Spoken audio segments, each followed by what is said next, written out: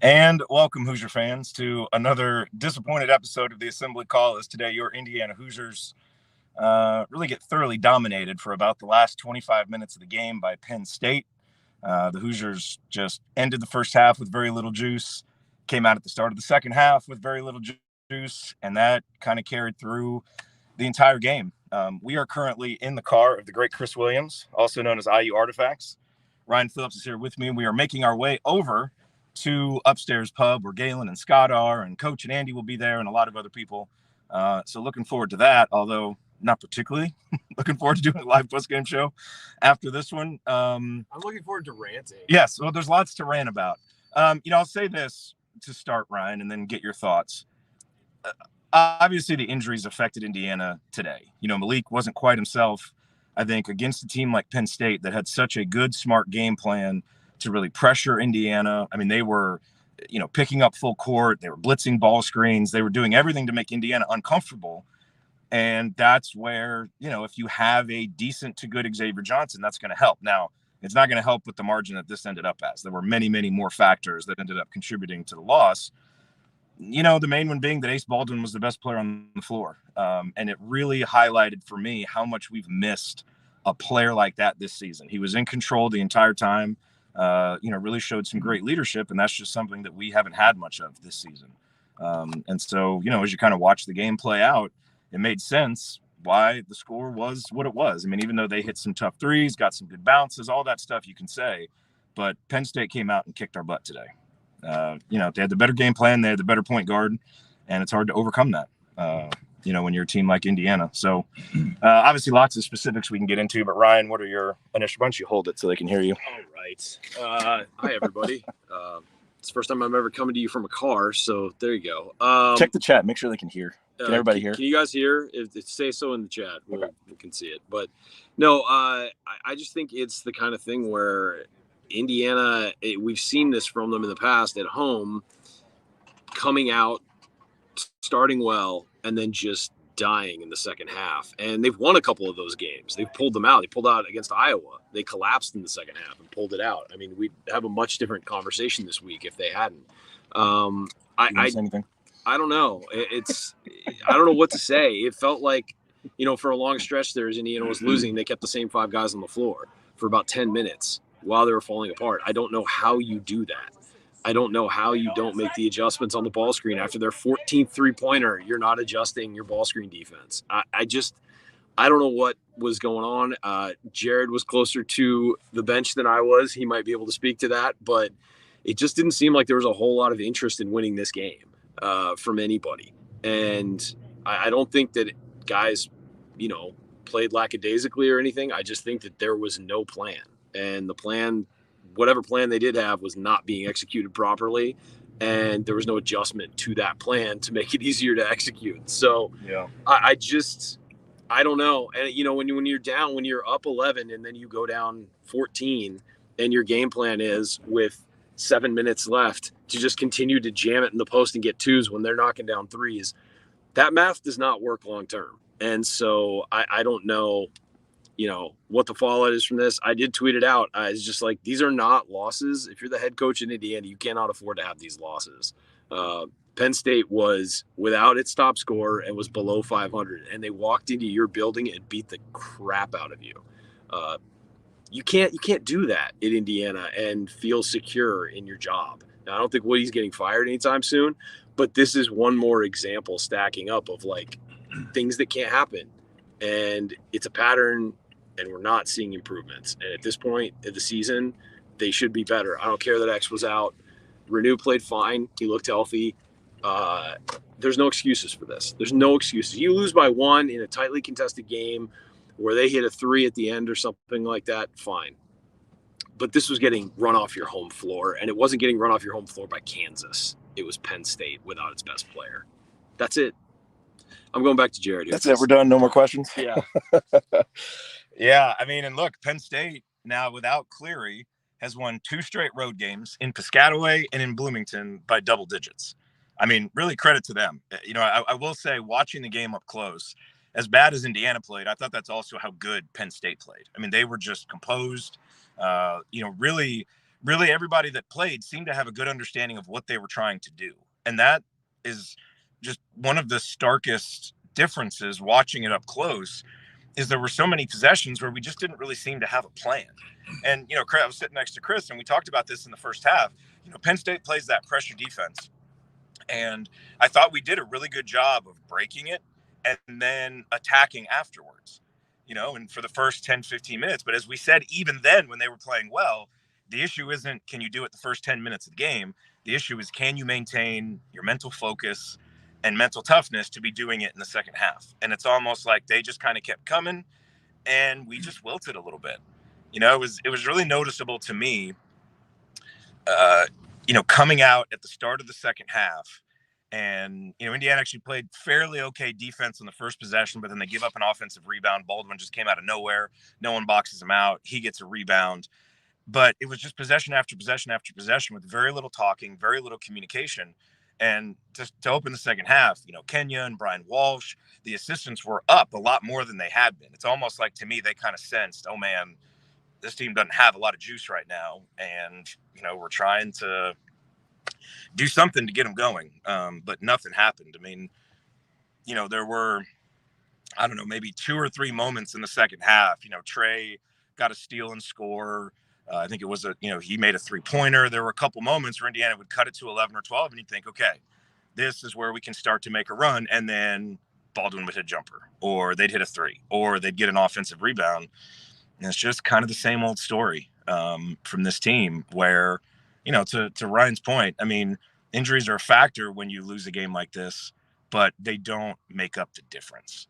And they don't change the fact that it just, we spent the majority of the game not adjusting to what they were doing and not really seeming to have much of a plan for what we were doing. And, you talk about the 3-point line. Do you know what the final numbers were? I'll look them up. The last time we looked, Penn State had made 11. We had made 4 threes.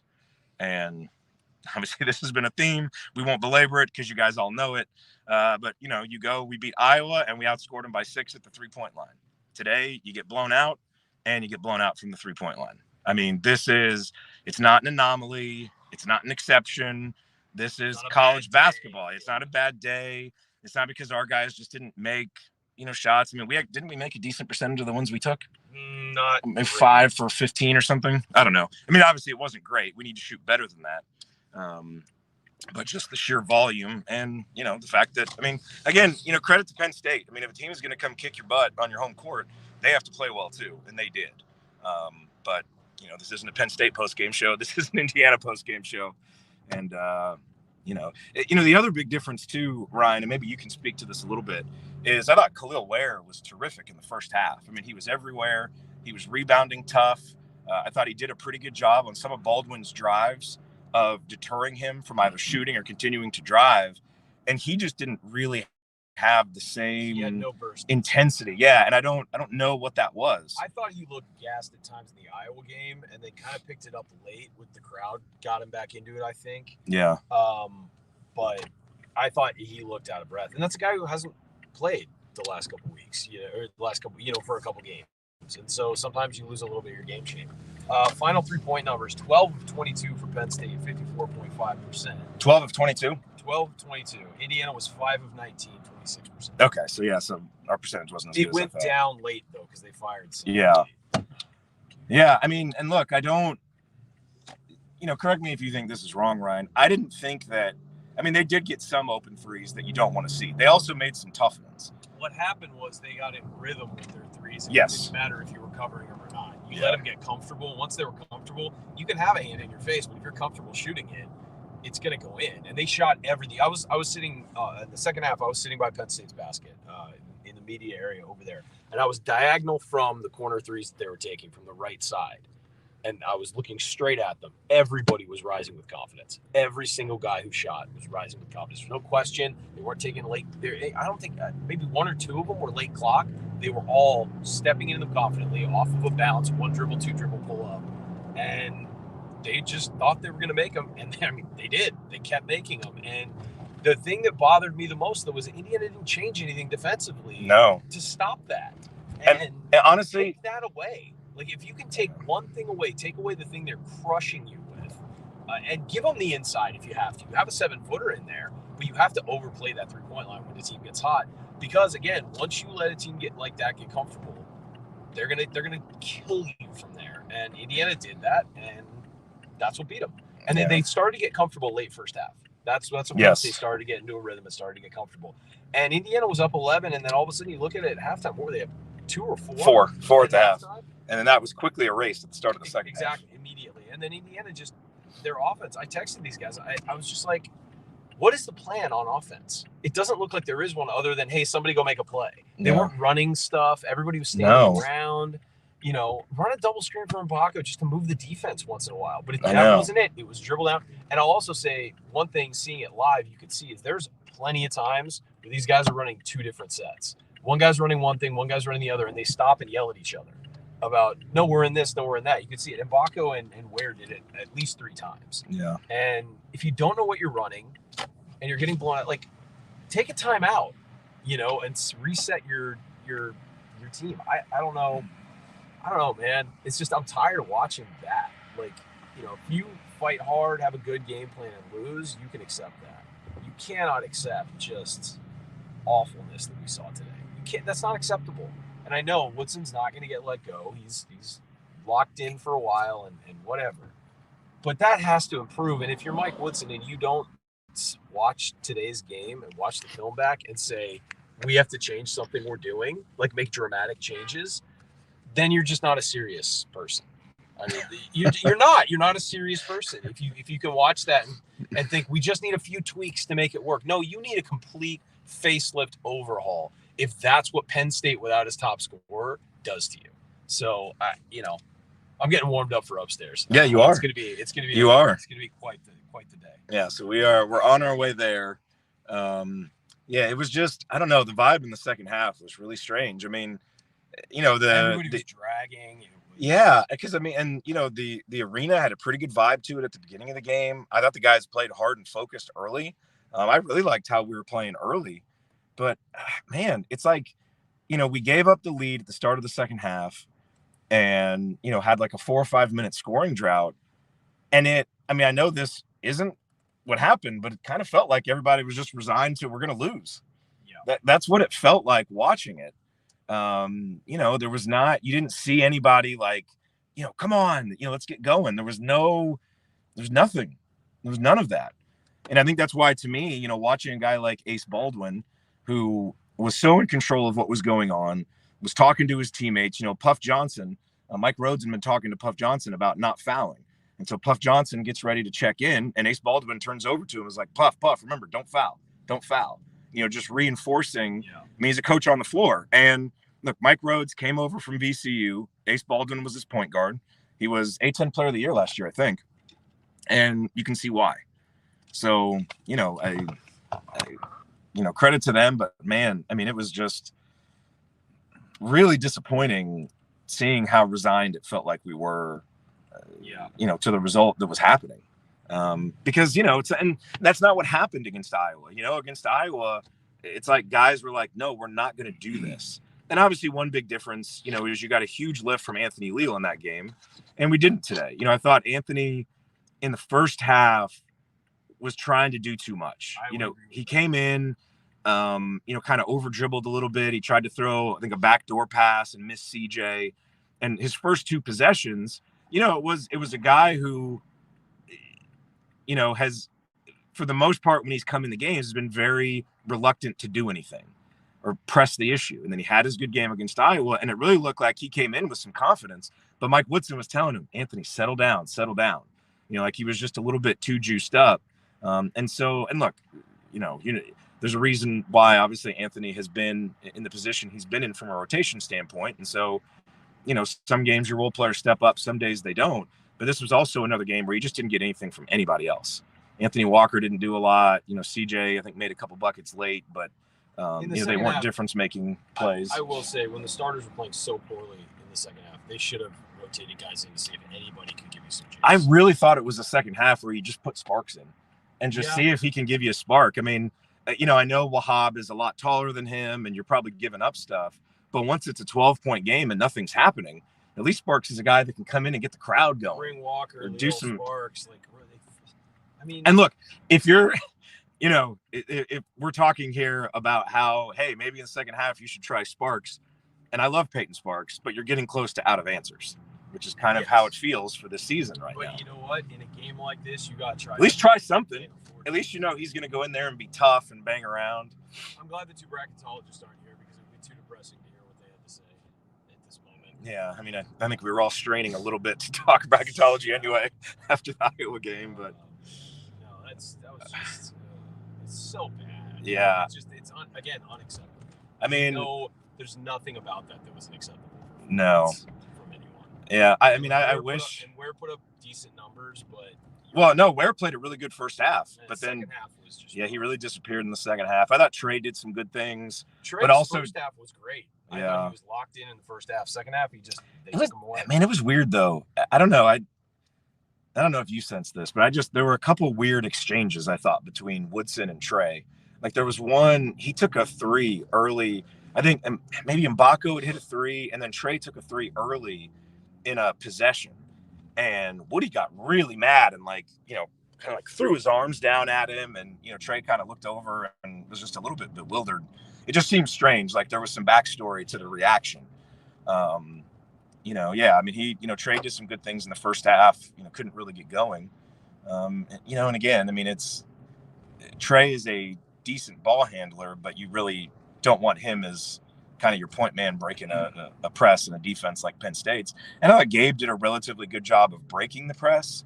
The problem is Gabe just doesn't threaten the defense after that. And he couldn't guard Baldwin. No, he had no chance. No chance. Not an effort thing, not a toughness thing, not a smarts thing, but they got him in switches. And it just, I mean, Ace Baldwin's one of the best guards in the country. Yeah. So as good as Gabe can be defensively at times, that was just a matchup. That's, to have a chance, you had to have X. Now, X is such a wild card that you could get bad X and maybe get an even worse result than we got today. But your only chance to compete with Baldwin is at least to have an older guy, a little bit more physically mature. So, anyway, you're getting ready to hop out. You want to do some final thoughts for the online folks before we head upstairs? It's got to be better, guys. As I said, Woodson has to look at this and make some significant changes. I don't care what they are, but do something different. I don't care. Run a zone. I hate the zone, but run it. Do something different because it's not working. All right. All right, Ryan. We'll see you over there, man. So the last thing I'll share, which I thought was kind of funny, Courtney Green was one of the officials for today, who was also the official that Chris Collins got really mad at in the Northwestern Purdue game. And so there was a stretch, I think it was in the first half, when, Penn State picked up 3 or 4 fouls in 1 or 2 possessions, kind of calling some touch fouls. I mean, I think they were fouls, but, they were probably some 50-50 ones. And Mike Rhodes, who was just really kind of chill the whole game, really got mad and was trying to talk to Courtney Green. And, Courtney, trying to get to him. And Courtney Green just did not want to talk to him. It was basically ignoring him. And Mike Rhodes just kind of turns around and kind of says to everybody who's sitting around there, he won't talk to me. He won't talk to me, which I think is probably part of the reason why coaches get really frustrated with Courtney Green. Anyway, man, I don't know what else to say. I know someone in there said, Gabe didn't do a good job breaking the press. He picked up his dribble. That's probably fair. I'm really kind of thinking more early in the game when I thought they did a good job of handling it and getting into their stuff. But in the second half, I mean, no one did anything good in the second half. They just didn't. I mean, we got our butts totally kicked. And I don't know what else there is to say. I don't know what the numbers look like. I don't have a box score in front of me, but the only number that really matters when you're at home is, a double-digit loss at home. And that's, 2 double-digit losses in our last 3 home games now with the Iowa win mixed in. So I don't know. Anyway, we wanted to make sure that we got on here and did this so that we had something live for you all who aren't able to be here. It'll be interesting now going to upstairs, seeing what the vibe is like in there, but we will have fun because either way, it's just fun seeing everybody who's here. So anyway, if you're listening, if you're in Bloomington, come check us out at upstairs. Really just so appreciative of them, of Hard Truth Distillery, of this guy for all the stuff that he got us for the silent auction that we're doing. So, look, the result wasn't what anybody wanted. As someone says in the chat, that Iowa win is a distant memory. I mean, as we said, a win like Iowa, you really have to get a little bit removed from it to contextualize it. Is it a win that galvanizes the team and they start playing better? Or is it just an island in the midst of a lot of bad performances? And I mean, if today was any indication, I think we know what it was. I mean, I don't want to pile on the negativity here, but this was the last game. And basically anywhere you look, Ken Palm, Torvik, wherever you looked, this was the last game the analytics expected us to win. Now, Penn State came in and defied the analytics, so Indiana can go do that too. But when you start looking at what is a probable outcome for the rest of the season, this team is really going to have to fix some things and do some things differently if we're going to start getting different results. So anyway, the show at Upstairs will not be broadcast live. We just don't have the right setup for it, but we are recording the audio. We will post that on the podcast feed, and share any fun stories that happen. But very disappointing day from Bloomington, but on the bright side, at least for me, it's always fun and special being inside of Assembly Hall. Certainly loses some of its luster when we lose this badly, which I think now brings us under 500 for these meetup games. But anyway, it's always fun to be in Assembly Hall. Wished it was a different result. Hopefully we get better from it. But thanks everybody for being here. We will, if you're in Bloomington, we'll see you up at Upstairs. And if not, we'll post that audio later. But thanks everybody. I'll talk to y'all soon.